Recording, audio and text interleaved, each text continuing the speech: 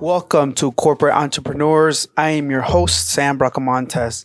Joining us today is Nathan Greene. Nathan, thank you for joining us. Thanks for having me, man. I haven't done this for anybody else thus far in the I believe this will be the 5th episode for the podcast, but I have to do it for you. I did some research and some of the accolades that you have gotten, I think that, they're definitely worth mentioning, to say the least, right? So I'll let you introduce yourself and talk about them, but you've been in the business for a while. So I have going on 10 years in the business, 4 times national cocktail competition champion.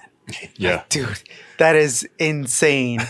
For those of you listening, I placed 5th place in one cocktail competition. And it was a local competition, by the way.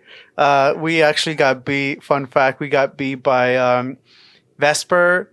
I think it was 4th place, actually. We got beat by Vesper, Nictali from Herbs and Rye. Yeah. And Christina and Pam from Velveteen Rabbit. So, it's good company. You know what, dude? My biggest accomplishment is getting beat by some of the best in the business. Absolutely. And then what I also wanted to mention is you finished 1st in a class of 6 to 6 for Bar 5. I did. That is huge. For those of you that are not familiar with Bar 5, it's legit the world's most comprehensive. Like that's the way they refer to themselves, the world's most comprehensive distilled spirits and mixology program. Yeah. A very, very strict program. So tell us a little bit about yourself and how you ended in your current role. Absolutely, man. Once again, thanks for inviting me on. I think right now I'm considered to be a mixology ambassador. That title's changing probably by the end of the month. I'm currently Nevada. But it looks like I'll be overseeing more states very soon. Nice. Congratulations. Thank you. My job basically consists of usually when people ask, what does a brand ambassador do? A lot of it is different than what, say, you'll hear other people's job titles in our business say, like market activator or market director or key account manager, stuff like that. Ambassador is not necessarily sales focused, but there's sales components to it. Yeah, for sure. We're KPI'd on basically trainings, the education that we offer. For me, there's a mixology focus, so I do a lot of cocktail development for accounts that want or need it. A lot of cocktail presentations throughout the year. Also events, how many events I host and conceive of and execute. And then a lot of times, because so much happens in this city, with my brands, especially with fights and that's right, Latin Grammys and stuff like that. We have brand teams that come into town. We have huge events, activations as we call them, where like I'm overseeing and hosting various stuff surrounding those big events in town. So it's a great job. I'm super fortunate to have it. I've actually been an ambassador now longer than I was a bartender. Wow. Which is insane.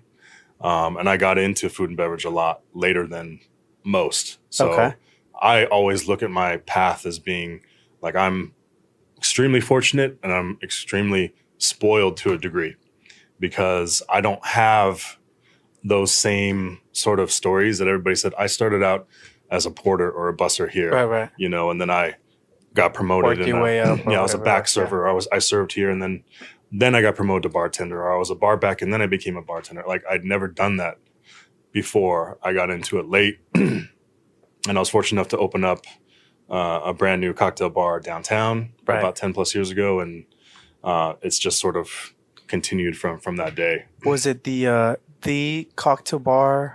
Right, like 2017 or something like that in Vegas. It won. Oh yeah, it was 2011. 2011. Yeah, we opened in 2010. That's right. And unfortunately, they just recently closed. They had a great run. Yeah, I saw that. Yeah. 2011 was when the same year that the Cosmo opened, right? Mm-hmm. It was. So I think it's pretty awesome. Like if you can sort of tell where the city's cocktail program was kind of like, being reborn, if you will, Yeah. right? Like, um, so you never started, or you didn't start from, busser runner or whatever. Like, so your first F&B position was bartender? Was bartender, yeah. Wow. Yeah, that's Yeah. pretty. Sight unseen, basically. I applied. I entered a cocktail competition at the National Restaurant Association. I was going through some tough times personally at the time. I used to be an accountant. I used to play poker professionally prior to this. So like, I was going through a divorce, like, and stuff, and just didn't know what I wanted to do. I thought I was going to move back home. Right. And on the advice of some people, they're like, go to this bartending school and take their 3-month program. So I did. It was Crescent School of Gaming and Bartending. Oh, nice. On the east side. Shout out Crescent. Yep. Right? 100%. Like at the time, Alex Velez was there. All USBG members, Heidi Welniak, Brett Stanley. Wow. Shout out to Ricky, the owner. Anthony Alba came on later. Wow. As an instructor.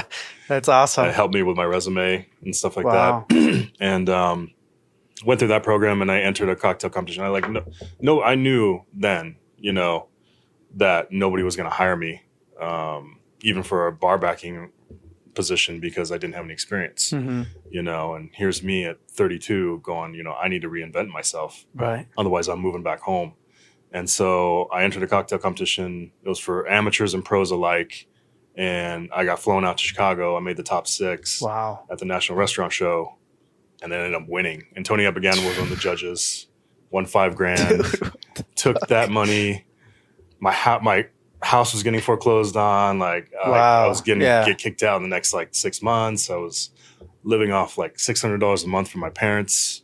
They're sending me before they moved out here to retire. And I took that money, went to Tails in 2010, took every class I could afford, and then came back. And then the position at Vanguard Lounge had opened. They were saying, we're going to open up a cocktail bar.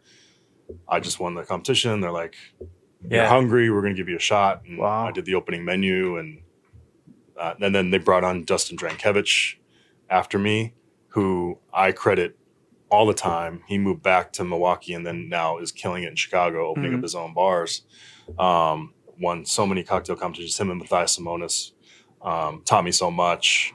And I joined the USBG Bartenders Guild, and everyone embraced me. They saw I was hungry, made so many friends, so many contacts.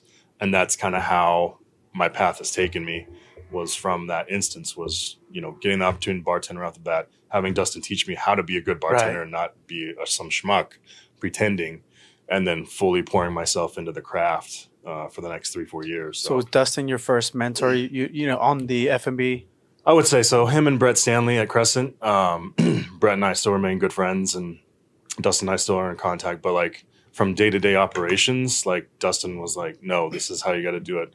No, you're too slow here. Why did you put so many goddamn muddled cocktails on your menu? You're slowing up service, and just, teaching me operations and how to be a bartender and stuff like that. And so I credit a lot of my my path success to those guys in particular. Do you feel like, I'm assuming, right? But with your background, I feel like you're very analytical, right? Yeah. And I think, obviously detailed oriented, but do you think that helped you win that first competition? Obviously there's your way of thinking, and, the reason why obviously we're sharing this podcast is because I feel that there's a lot of great things that we all have that we don't necessarily understand or, actually realize how well or how much they help us in our, day-to-day operations. Yeah. Do you feel like your background, attention to detail, analytical sort of side, do you think that helps in bartender competitions? Yes and no. I think it helps more from an operations standpoint. Okay. If you're a lead bartender, and you're looking at scheduling, or you're looking at your P&Ls, and you're looking at your pour costs and stuff like that, and you're trying to see, you're analyzing the data from the POS, and you're seeing what's selling, what's not, right? What cocktails we need to take off the menu. who should we partner with in terms of brands to like Right. show us the most love and like can help us, generate more revenue. I